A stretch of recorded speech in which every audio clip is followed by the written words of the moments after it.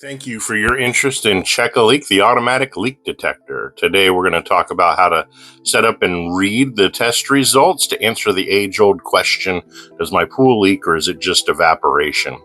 First thing you want to do is make sure that you set up the unit on a swim out or a second step. Make sure that the water level in the unit is above the water level in the pool.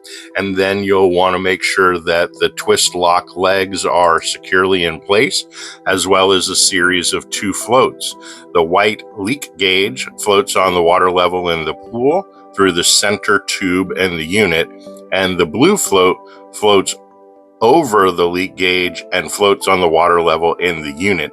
And we're going to be measuring the change between those two floats. So when you have the unit set up in the pool, the first thing that you're going to want to do is look at what the leak gauge number is at where the two floats meet.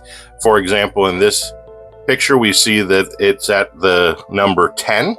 We'd have the pool run normal cycle and then in 24 hours come back and see if there's a change between the relationship of the two floats. In this example, it shows that in that 24-hour period of time, the pool did show signs of a leak and the gauge dropped to the number 9. That would show that there was a leak and we would want to do some further investigation. The way the unit works and automatically compensates for rain and evaporation is if it rains during the test, the two floats would go up together, and if there's evaporation, the two floats would go down together. Additionally, on the unit, there's an evaporation gauge as well as a rain gauge, so you can measure the change in the unit over the 24 hours based on the environmental factors as well. We have a picture of that, as you can see. So there's a lot of information that can be obtained by one test being completed.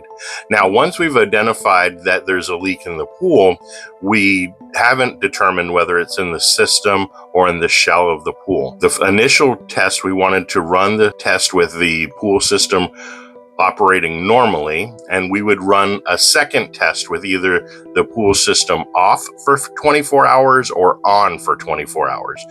Either way, if the results are the same, then we know the leak is in the shell of the pool, and if the results are different, we would then begin to look at the system. Tune into more videos for the most common locations for leaks to help narrow down your search.